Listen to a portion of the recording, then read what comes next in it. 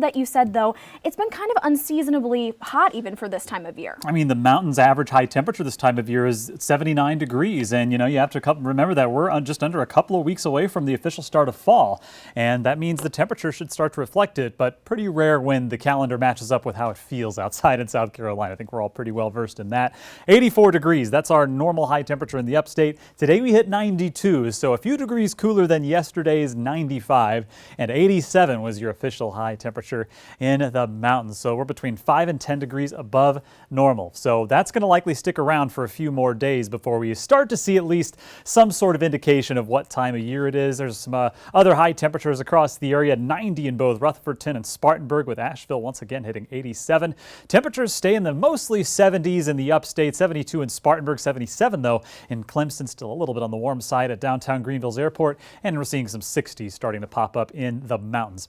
Satellite and radar showing a mostly clear sky. We have some false return from the radar at the beginning of that loop, but not a drop of moisture in sight. We have a front that's sort of shielding us off from the moisture from the Atlantic and the Gulf, and then we've got high pressure reinforcing dry air from the north. So that explains why we've been so clear and hot lately. So that cloudless sky is likely going to continue in tomorrow, but eventually we'll see a little bit more moisture return, and that's going to come in the form of just a few showers, very isolated in that regard by Tuesday. So tomorrow pretty much the same as today, not any rain in sight, but Tuesday we'll have very isolated showers, maybe a thunderstorm return to the forecast, but overall things are going to look dry here moving forward the next few days. Nothing more than isolated rain. We'll call it 68 for the overnight low in the upstate, 59 though in the mountains, so pretty refreshing air this time of year, but not the case tomorrow afternoon. A high of 93, the humidity decently high, but certainly tolerable, that's for sure, as you hit a high temperature of 88 in the mountains. So a little bit cool in the morning, but not intolerably so. As we rate the day, pretty much the same forecast as today, so for those reasons, it's going to get the same rating, a 9 out of 10. Once we get closer to that average high, we'll start rating some perfect 10s with no rain in sight.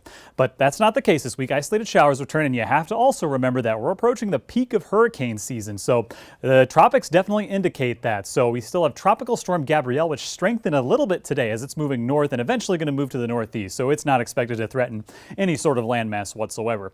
We also have a 20% chance of development with a small disturbance that's just to the northeast of Puerto Rico, so not really any immediate threat right now. The chance of development is pretty low, and the odds of it staying a fish storm are pretty decent. So several hundred miles northeast of Puerto Rico is where that one is, and a few hundred miles west of Africa we have this area of low pressure. It's been given a 40% chance of development. Its winds are at 30 miles per hour, but still pretty disorganized. So I think as this moves to the west, we're going to have a little bit better chance of development. So probably wouldn't be today or tomorrow, but probably more so toward the middle and late parts of the week where we could see a tropical depression or storm with it. Now, what name would it take, you ask? Well, it would be Umberto. That's how you pronounce that name, by the way. That's the H name. The next two after that, Imelda and Jerry. So watch out for those to be named, but for the time being, in a nutshell, no immediate threats to any land masses with any tropical system. And September 11th, that's usually about the peak of hurricane season, and that happens this week. So we'll have to see how much that drop-off in tropical storm activity happens because of the weakened El Nino. So we could very well have a more active second half of the season,